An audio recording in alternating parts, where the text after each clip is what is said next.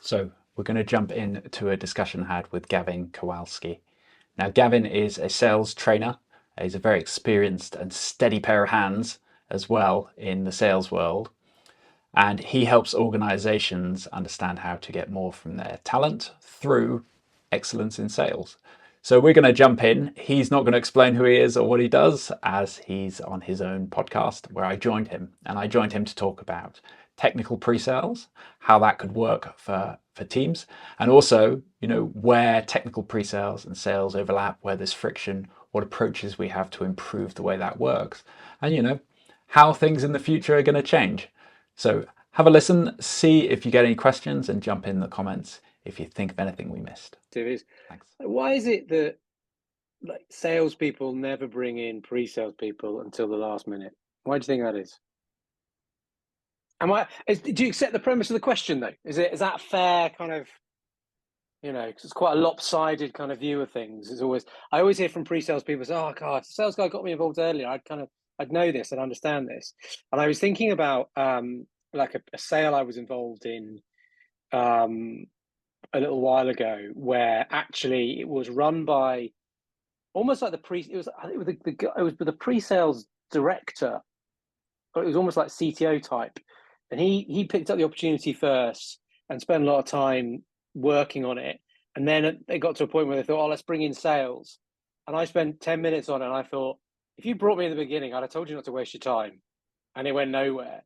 So that was almost like asked about face, really. That was almost like the other way around, where this, as a kind of gnarly old seller, I came in and kind of took 2 looks at this and thought, this isn't going where you think it's going, although you might have lots of interesting technical conversations. But more often than not, it tends to be, and I've seen this I've certainly done this, and I've seen this with colleagues of mine, where you get to a point and you're like, right, now it's time to bring in the pre-sales. I always wonder why we don't just think, right, both of us from the beginning. I've worked in various organizations, right? There's been roles where pre-sales was passed to. In fact, we took our own leads and then took them through design and then sold them into a sort of self-service platform, so early public cloud, through to being paired with a salesperson, a single salesperson mostly, and there's always other draws on your time, so even that isn't as ring-fenced as you would expect. In that situation, I find that the pre-sales are involved very early on, and often that might be too early on, as in you're bringing in this technical resource before there's an opportunity. And I think that's okay if you have the time, but if you don't have enough time to do that, or you should be focusing on things like go to market or learning, often learning's the thing that suffers most, then it would be better to qualify it before it gets to you. But I find that a lot of the time I would be pulled in before it's being qualified, because the parties in sales don't want to be caught out without an understanding of what the technology is, what it does, and why anyone cares. Because there's a lot of resilient sales individuals who make their money by building relationships, maybe asking difficult questions, maybe pushing envelopes beyond where the more typical human would. So they want that backup if they're there. But I've definitely seen it both ways, where I've been brought in late and where I've been brought in way too early. Where it is late, late's fine for me if I get briefed. Late and unbriefed in a meeting where people should know things. That's one of my pet hates, is not knowing things I should know. I mean, it just makes us all look awful. Is my biggest challenge. But So getting wheeled in to kind of do a chat. Oh, Anthony's here. He's the technical guy. Anthony, talk technology for a bit, and I'll be the sales guy and sit back and go, yeah, that kind of thing. I've And had you're people like, who said, "I'm just here to bring people together," and I'm like, you're at least here to also pass us some information, take notes, that sort of thing. And I think there's huge value in salespeople. They're hugely valued in the industry, but yeah, a bit Hang of, on, I want to get that on record. So that's technical pre-sales confirming there is definitely value in salespeople because you're, yeah, yeah, no, there is. I mean, I've been around long enough. I was thinking I've been in technical pre-sales for a decade now, starting with sort of public cloud, no target, but you know, what do you want? How do we make it happen? Okay, let's move you towards that. And I've seen it. I've seen people working in different ways to get these great outcomes. It's just there could be I mean, we're all allergic to the salesperson who you peg as a salesperson as soon as you see them.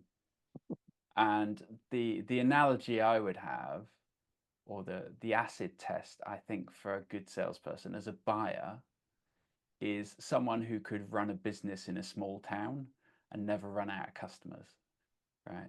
I like that. You know, small town Britain, small town America. There was a guy who died recently. He was an undertaker, right? And loads of people turned out to his funeral because he helped people. Now the market was there. You know, he didn't make his market, obviously, but You'd hope not.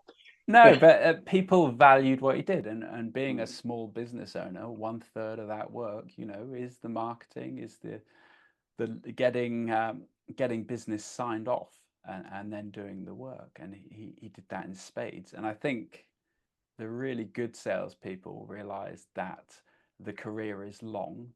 The relationships you build in your career are more valuable to you than the companies you've worked in. You know, you see people moving between technologies. Often they move between, you know, they'll move between domains sometimes, but certainly between companies, and they'll take them with them, and their address book gets bigger, their network gets bigger, and that's the value, and that's the thing they start to sell as they get into their careers is who they know and how much they're trusted. And it's a difficult thing to build.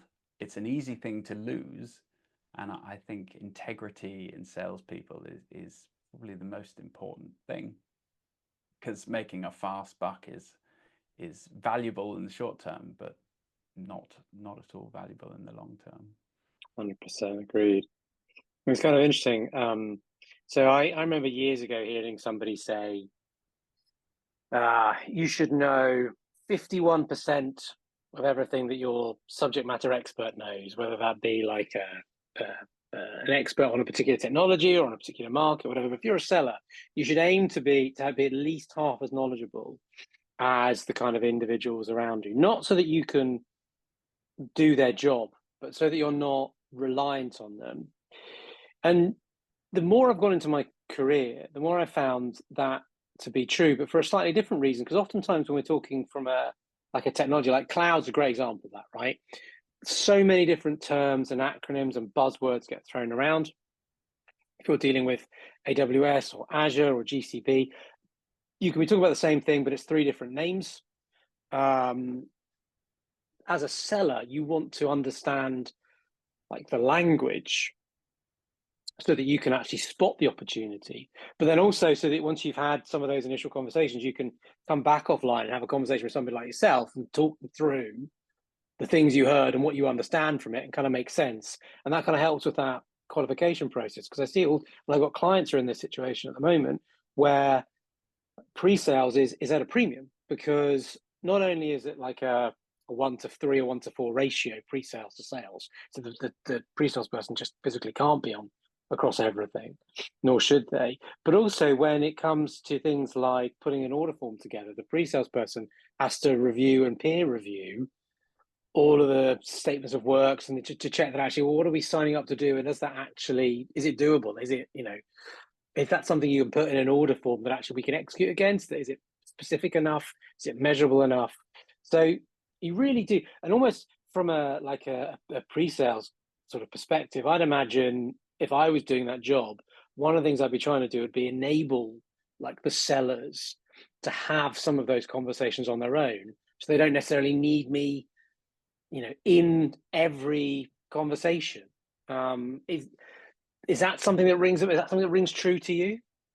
Yeah, absolutely. I think how we where we spend our time has to be valuable, where the salespeople spend their time has to be valuable for the organization, where the technical pre-sales people are doing it. And I think too often people will hold up their hands, and I work for a technology company where people would wander around saying, "Oh, I'm not technical," and it used to get my goat.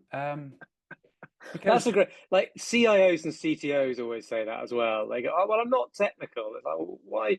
And you also get the CFO who's not, just because they haven't been an accountant for a while or whatever. They're like, "Well, I'm not, I'm not I'm not an accountant." It's like, oh, okay, sorry, go on. Well, I guess that's sort of pegging expectation low so you can over deliver in some cases, but we want to be able to self-serve for the outcome. So we should all be aligned that when we sell more to customers who want the things that we're selling, we all benefit, right? I think incentives are a massive challenge. They're a real boon to productivity if they're done right. So we want to make sure that everyone's aligned on that. And then it becomes about how we make sure that people are enabled to do what they need to do. And I think that comes down to teaching and learning. And so, some people, I mean, learning is something that a lot of people enjoy, but a lot of people don't want to do either, or they don't want to do it until they realize there's a what's in it for me. And I think when we look at qualification, when we look at finding who your potential client would be, there's some guidance needed. And often that comes from the technical pre-sales team, right? Who are the personas? It could, you might argue it should come from technical marketing. I've worked in a lot of UK organizations who have a US, most of them indeed have had a US organization that's really behind the wheel, and those markets are slightly different, and the way you would market to those places is different. So even when you get told this is how to do it, you need to customize it for where you're operating. In my previous role, I worked in the Nordics and the UK, and they have quite different ways you would go about talking about these things, because Really? it's you you have to open up the contacts in the Nordics because they don't like to brag, right? Being too bombastic and braggy doesn't really help either, and the way that you go about marketing to those team members, I mean, different people are different, right? And they appear in different markets. So this isn't always true, but you have to build those relationships slightly different and get those teams on board. But I like to focus on enabling qualification through working out what a persona is, to reduce these roles into that, what they want, and how we're going to help them get that. And that has to be done then this is the value messaging, right? How does the team that you're going to talk into receive a benefit from this work that they're going to have to do? How does the department that you're looking to sell into get a business benefit to what they're looking to invest in? Or even that there's a strong chance of a positive outcome from the investing time into investigating the piece. So I think it's all about then arming the salesperson with the right tools to go in and make a compelling case for their time. And that could be white papers, that could be thought leadership. I think thought leadership for a salesperson is a great way of sharing some insight to a client, a prospect, that gets them into a discussion. And we had a leader who used to say, "Be a student of your industry," and I think that's a good thing to do. So find that information that's going to give you something to talk about, and go after adding some value to those discussions. But it can then come down to how you're organization structures what you're doing, because you get this idea of someone who's an SME in insurance. And what should they do if they're in insurance? Well, they should sign up to the Insurance Times, see what's hot in insurance, what the contentious issues is, maybe have an opinion on that, maybe find something that might be of interest. Someone say, hey, did you see this? Right? And it's just building those pieces, and then working out of your product set, whether that's public cloud, whether that's my last role was Kubernetes, like Kubernetes storage software. How do we move faster if we bring in Kubernetes storage? What are the benefits of that? And so on, right? Where do you meet the people where they are? So that takes a lot of understanding, but that understanding can be passed on. So I think taking that down that road is cross-functional teams, right? Don't put sales in a silo where they've got to come up with the answer. Don't put marketing in a silo where they've got to come up with the answer. Right? You want to sell into a market, get those people working together. But I don't think the goals, the incentives always align with that stuff, right? And then there's politics. There's politics in sales. There's sandbagging. There's all this other stuff, which then gets in the way as well. So it's not a trivial problem to overcome. But I think sitting down and looking at what you could do, what you should do, working through that backlog and trying to help people. And often I think that starts with the qualification. Yeah, and it's a really interesting point you make, because so I always say, people only buy for three reasons. It's time, money, and status. And time is like, save me time, make something go quicker. Money is, help me spend less, help me earn more. And then status is two sides to that coin. One is, how I feel about myself. So like, I've got a happy work-life balance. I can get home to see the kids. I can do whatever I want to do. And then the other side of the status coin is help me look good in front of my peers, in front of my boss, to get promoted, to just, feel like I'm a superhero. So it's kind of three reasons. And ultimately, when you boil it all down, it comes down to status, because it's how people feel about the time and the money as well. But those are sort of the three ways people buy. So when you're thinking about personas, it's like, how are you, like you mentioned earlier, the what's in it for me, the whiffum moment, what's in it for the individuals. But then there's kind of three buckets of persona. There's the end user, the person who's going to experience and use your product or service on a day-to-day basis. There's the line manager of the end user. So that individual is going to get benefit because, the end user is happier and more productive, which means the line manager's team is more productive and more cohesive and so on. And then you've got the exec or the VP who, runs the business unit that the end user and the line manager sit in. And they're going to see a very different kind of set of benefits, probably high level strategic metrics and so on, but they're going to impact them in the same way in terms of putting more money in their pocket, making them feel better about themselves, making them good and so on. So I think it's really important when we're thinking about personas as well, that we think about the different types of personas and how, like, the different benefits, different whiffums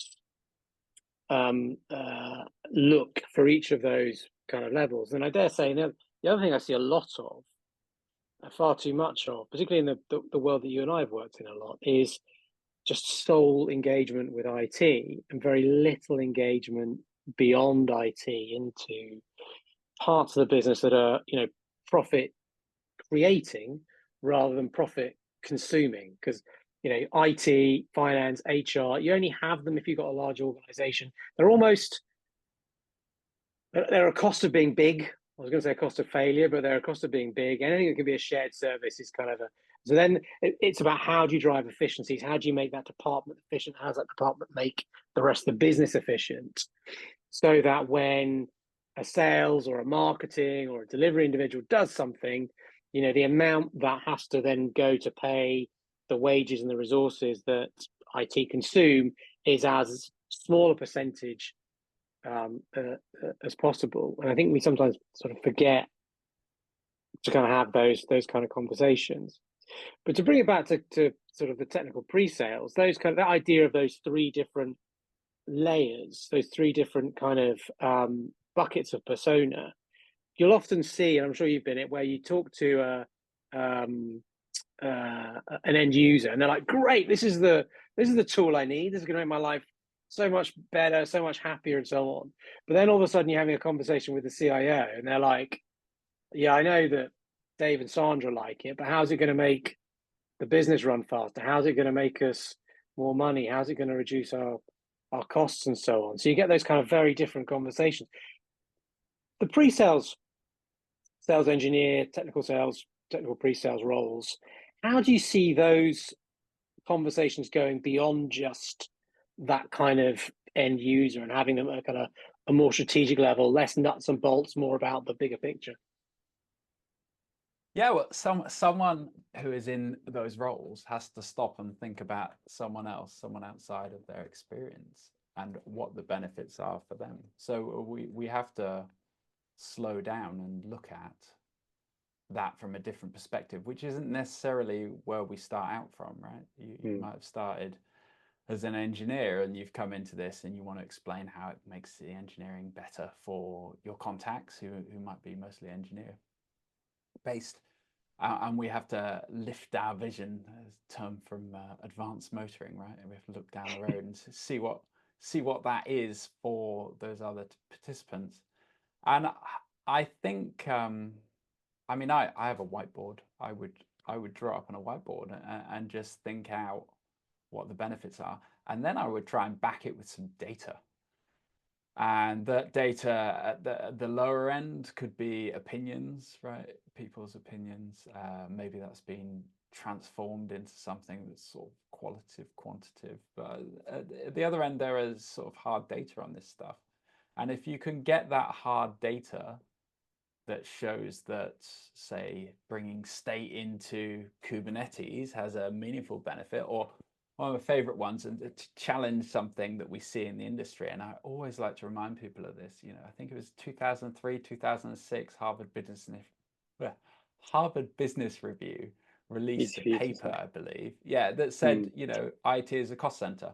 And then Nicole Forsgren, I think 2020, around then, she did some analysis and she proved that software delivery predicts organizational performance. And those are very different perspectives, right? If you can enable your team in IT to get the delivery of an idea into production faster, then that predicts your organization's performance. We can all feel more empowered about that. So it has to then tie back to those wants. And what is this? This is selling. What are engineers often not? Then often trusted because they're not necessarily salespeople. So what we're finding here is that the crafts of the participants need to be shared amongst the participants. The people who are selling, like your good self, you've given me some recommendations for books that have helped me understand the way different people in the structure think. That needs to flow in, and then we get that Venn diagram of skill sets that find better outcomes for those involved. But it is hard work. I mean, this could be handed down to the teams from marketing. If you've got a product that's somewhat commoditized, here's the thing. But in the spaces I've spent my time, the value of the technology has been bespoke to the buyer of the technology. And that discovery call is to find out where the opportunities are. Perhaps they're feeling some pain, and then having to work out whether you're pushing for a saving. And most of my work has been with people who align to the CIO. And for the most part, they're motivated by saving their time, saving costs, saving risks, which is, potential cost, or big costs. Or sometimes if you can get someone on the development side, say, this is going to be helpful to us, then you've got the growth side. Now, of course, savings you can only make, you could save 100% of what you're spending, right? That's the most you could do. But growth, you can exceed 100%. So it feels like that should be something that everyone goes after, except for two things. One, people don't evaluate loss the same way they evaluate gains. There's something called prospect theory where it's skewed, right? And there's I won't go into all that, but and then entrepreneurs are weird, right? And by that, I mean they're unusual. If entrepreneurship was typical, then we'd all be entrepreneurs. So that want for growth, that risk, propensity for risk is also unusual. So we do end up selling a lot of the time to FUD or, you know, real things that could happen, but this is what could happen, or this is the saving you could make. When the big piece of the pie, the bits that move organizations up a level, tend to be the growth side. But if you're talking to the CIO, it's rare that that message gets through, and you have to then work out if you're going to come under that scrutiny of, you know, well, is it going to make the boat go faster, to use another analogy? And that's about, you know, that's again from the sales world, like who's on the buying committee? What do they want? Are they targeted in this organization with growing a certain amount over the coming years? Does it say, you know, I've worked in finance organizations, you know, they want to lower their operating costs by this much, and you know about that. You know, you have to line up that message. But yeah, there's no real escaping the homework. And the homework, if done by a team who work together often, or have the time to collaborate together, the homework comes out with a better grade. Yeah, agreed. And you've got this, so it's quite, and we got this kind of situation where, and these are ballpark numbers, but like you can imagine that 80% of the IT budget is spent keeping the lights on, right? That's typically the number. It's like 80% of my budget is spent keeping the lights on. I've got 20%, maybe if I'm lucky, that I can use to do a couple of predefined projects with that we're going to look at this year. But you know, the budgets are always really tight. So you get this kind of, oh, and my CFO's told me I need to get my infrastructure bill down by 12%, whatever it might be. So you've got this constant cycle of, you know, an IT manager or CIO having to manage a budget and try and make these kind of trade-offs. And you know, your point about people don't evaluate growth the same way as they evaluate loss. You're absolutely right, actually. And a lot of the research analysis of selling over the past few years kind of just absolutely highlights that. You're better off making the status quo painful to drive a sale than making the future state look so much better to drive. But again, to your point, actually, you might be able to improve the current state 10%, but you might be able to improve on the future state by 30 or 40%. But it's that 10% delta that you make really painful. So you've got that kind of weird human psychology kicking around, and the kind of and the challenge of the numbers. But this is why I always talk about trying to break out of typical, you know, speaking to IT, speaking to the CIO or the CTO or the infrastructure manager, and going to speak to somebody in the business, having a business-led conversation. But your point about sellers and pre-sales people, the different levels of trust, shall we say. So, you know, if someone's a salesperson, they're talking to somebody, you know, in marketing or in finance, their little alarm bell is going to be ringing, even if they're not agreeing with what they're saying. Like, oh, this is a seller. We need somebody sort of trustworthy. So do you see that the pre-sales, technical pre-sales and so on, have a part in some of those non-IT conversations as well to add credibility? Or do you think that's too far out of their comfort zone? Oh, your mileage will vary, won't it, on that one? I mean, I'm a fairly commercial pre-sales person, so yeah, I think if you break down the goals of the project into its parts, then you can bring someone along to sort of firm up how that's going to work in delivering that aspect of it, so that piece of experience to fight off the no, it doesn't work like that sort of comments, right? Or yeah, because people don't really like change. I mean, I've put that gently, but I should say people don't like changing things, right? Especially when it messes with their world and they didn't come up with the idea. So getting around that, it has to be materially better for them.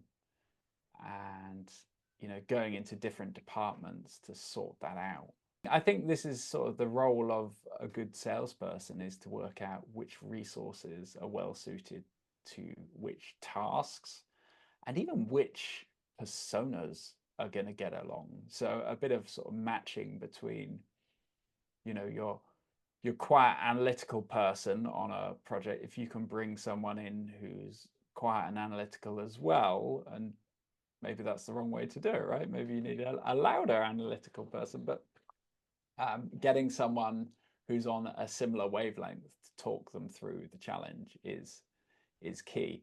And I think this idea of like a lone wolf, or you know, and you do get sort of founders who created things and they've gone off and sold things themselves.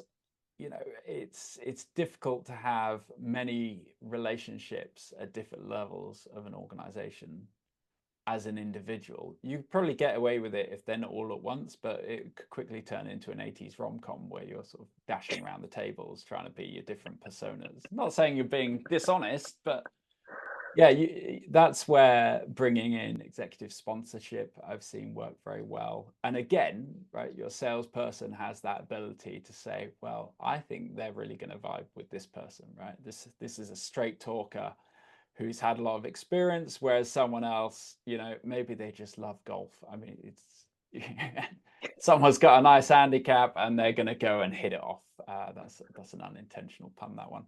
But yeah, it is then for this person to have that great EQ and to clear off the potential objections there. But where do you see? So I've worked in a two-team role. So you've got a technical person, you've got an engineering person. I've worked in three-team roles where you have a sales, a commercial person, you've got a sort of middle ground technical business person, and then you've got an engineer. Do you see, where have you seen those sort of paradigms work? Does it relate to scale of an organization? Yeah, it's interesting, and I'll touch on the lone wolf and then I'll jump into it. So where I've seen a lot of lone wolves, and the quote unquote best lone wolves are the ones that are able to get a sale to a certain point, and it's normally like 70-75% of the way through, to a point where the number is materially big enough and far enough down the pipeline that the sales leader just has to make it happen. And that's when the lone wolf will be like, well, I've done my bit. You know, you guys need to do this bit so I can get the contracts. And it is literally like a kind of like, well, I've done my bit. You guys need to pony up. And people look at it and go, we don't do this, you know. And so we've got to try and figure it out. We could think of the same people. I think yes. we know some examples. Yes, there's lots of them. So you get that kind of, and that, but then loads of people rally around. And what happens is a sales leader will jump in and almost take 3 steps back to take 5 steps forward. They'll have to unwind a bunch of stuff and so on. But the lone wolf, you know, for the want of engaging and having a good virtual team, and being a leader, you know, kind of early on, could have saved all sorts of pain and heartache. But yeah, it's a funny one. But where I see it work best, and it kind of doesn't really matter which way around it is, but what you really want. So sales is basically an act of leadership, okay? Particularly when you get anything more than like a transactional, you know, high frequency sale. And what do I mean by that? It works two ways. So first of all, you are taking the customer on a journey, and you're providing leadership to them in terms of, you know, showing a better state, future state, and how you can get there, and kind of taking them on the journey and helping kind of them navigate obstacles. And I always talk about you know, the idea of, you know, you're not Bilbo, you're Gandalf, right? As a salesperson, you are taking like the hero's journey, right? You're taking somebody on a journey, and they're going through the challenges, but you're there supporting them and giving them wisdom, you know, kind of trust the force, Luke, and all that kind of stuff. So that's the kind of the type of leadership that you provide to a customer. When it's internally as well, you need to be that kind of magnanimous well-connected individual who brings together like a disparate band to achieve something. So you're a salesperson, you see an opportunity, but you're going to need support from your technical pre-sales. You're going to probably need some post-sales support. You probably need some support from, particularly if you're an enterprise and it's a big account, you're going to need some support from marketing, from like an ABM perspective. You're probably going to need support from commercial finance to get things done. You're going to need support from your boss. You're going to need support from C-level executives to sponsor it. So you build this team of kind of different different individuals. It's kind of like trying to think of the best example, like the Magnificent Seven or the Expendables or something like that. You bring together a ragtag bunch, but each of them has a role, and you as the leader of that need to understand, right, where do I deploy my my exec to get the best return?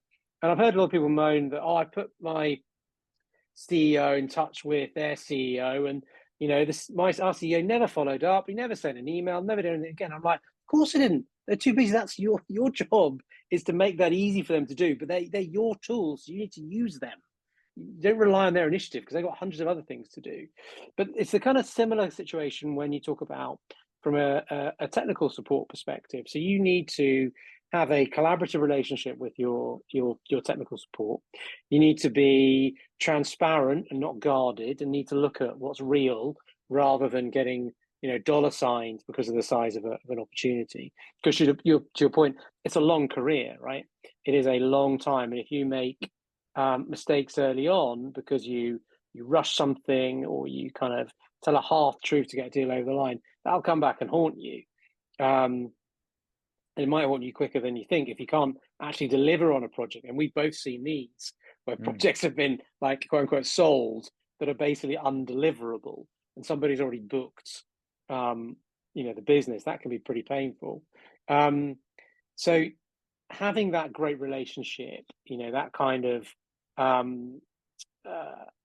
it's almost like Hannibal and BA, trying to figure out how you go about achieving this thing or that thing. It's like you figure it out together.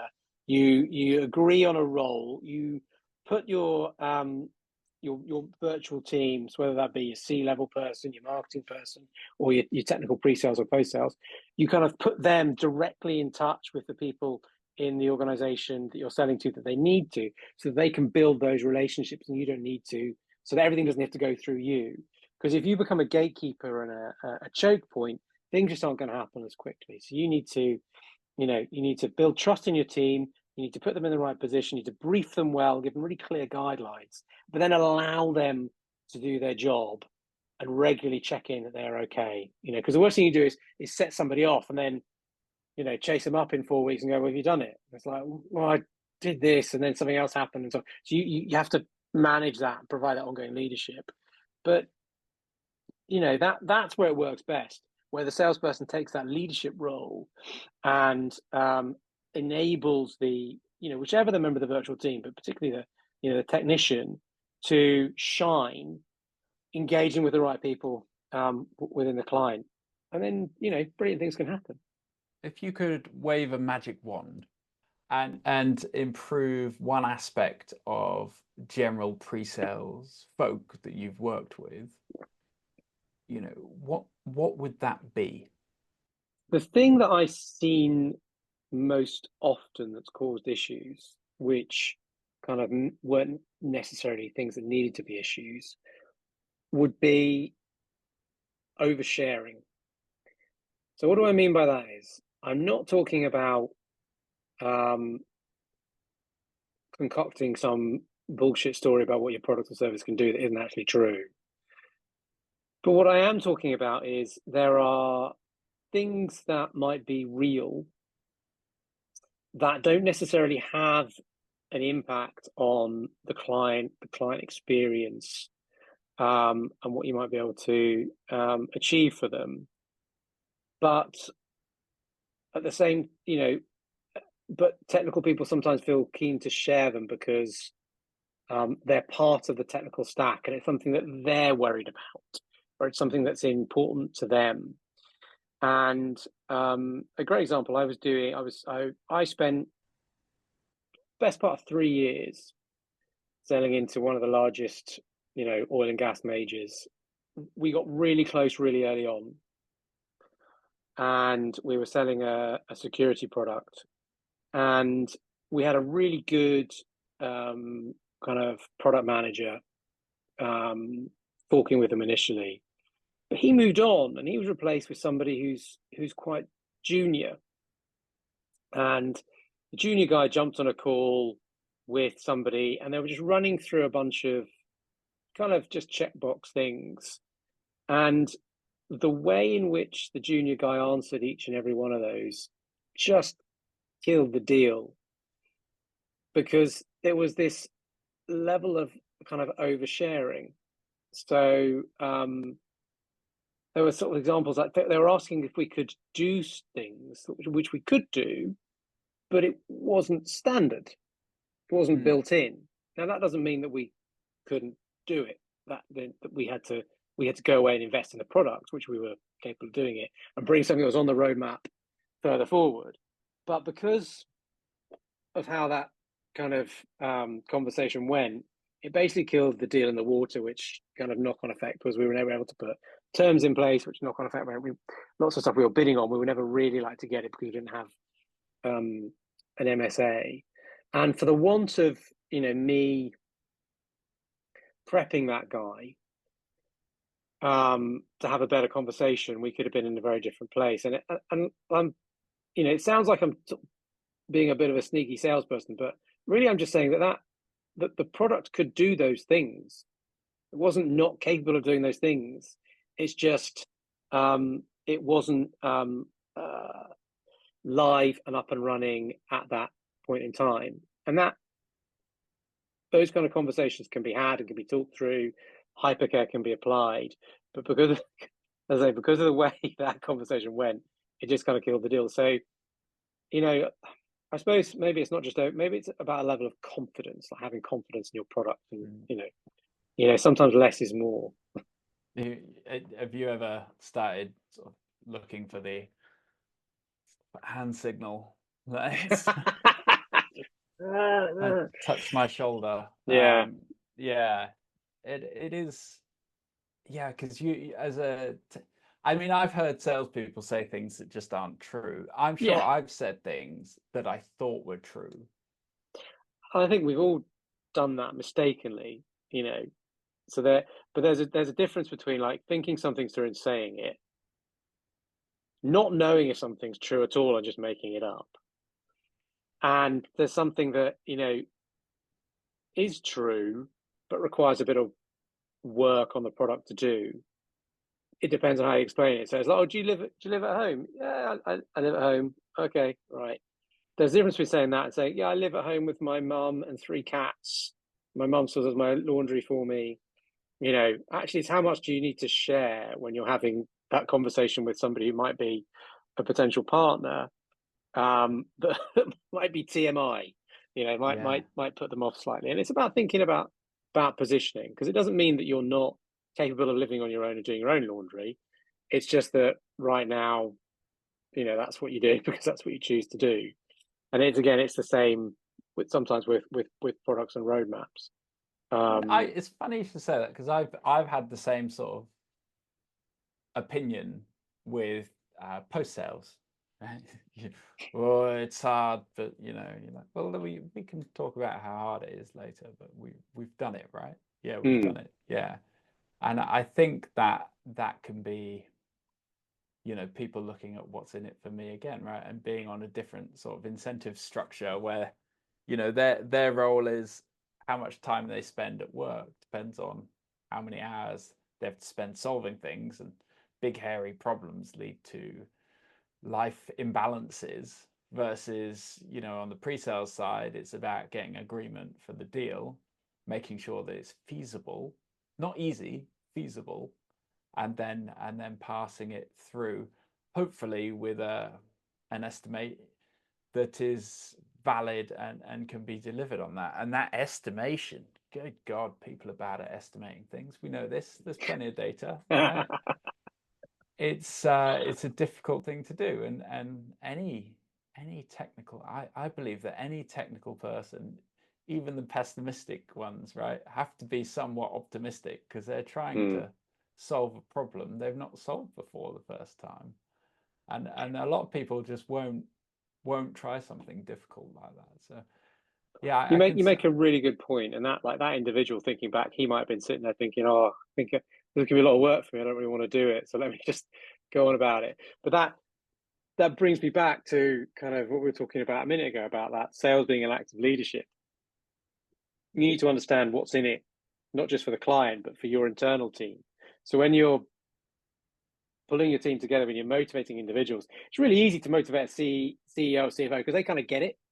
They're like, we need revenue, we need business, tell me what I need to do. As long as it's kind of, all above board and you're not taking, and it's not a tiny opportunity and it's worth my time, I'll do it. But below that, sometimes you have, like you say, you've got engineers like, I really don't want to have to do this. Good grief. It's like, or if you've got a statement of work that needs reviewing and it's like, oh, nobody really likes doing those kind of things. So it's about trying to find the WIFM for those individuals as well. Yeah, it is. Yeah, motivation and change, right? It's very challenging. So when you think then about the pre-sales team members who, like, if you were drawing up your ideal pre-sales team member, so there's something called Ocean, right? Which is the most, I'm married to a psychologist, so I get told when things are psychology nonsense, right? The most valid psychology personality tool we have is called the Big Five, right? And it's valid over the lifetime of a person more than any others. And we look at these traits, so openness, conscientiousness, being extroverted.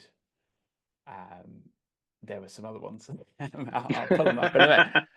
But so when you think about your pre-sales person in a role where maybe it's just you and a pre-sales person going into bat, how open do you want that person to be? How extroverted? How conscientious? And then I wonder how that contrasts to the salesperson. It's contextual, right? It depends on the client, depends on who you're, it's like you pick your team for your opposition, basically, don't you? You kind of like, you're sitting thinking, who are the people I need to mark in this organization? What are their personalities like? What's important to them? And trying to find the right people for that. And often you don't get that because sometimes you're paired together in pods. You've got your defined pre-sales person. But I have been in situations where I said, do you know what? I'd really like that person to be involved in this opportunity, and I'd have to be really clear about the reasons and get their line manager and my line manager to sign off against it. But yeah, it's very contextual. It's the same with like what's the best attributes for a seller into a certain account. It depends on the account, the individuals in the account, the market they're in, the industry, multiple things. So yeah, it's not one size fits all for any of these approaches then. So No. It sounds to me then like you're lining up with this idea of Belbin, which is that teams are made by different personalities to reach a goal, and you need to look at what gaps there are in that team to get the deal done. I mean, I think you and I have talked before about completer finishers, right? And plants who come up with the ideas as to how to go about things, and shapers who make sure that things are done to an effective level using the right tools. So there's all sorts of models for this sort of thing. And what's the phrase? All models are wrong, but some are useful. Where do you see this going? So we're in an age of AI. We're in an age of immediate, contextually correct, mostly answers to questions from technology. Do you think salespeople are going to be more expected to do more with less technical backup, or do you think the technical team players will be expected to do more with less time? So it's a really interesting question. I've spent the last 2 years working in AI, both as a seller and more recently as a consultant to a company that sells our AI sort of products and services. And I think more generally, you've got the questions about how AI adds kind of value. I think there's a lot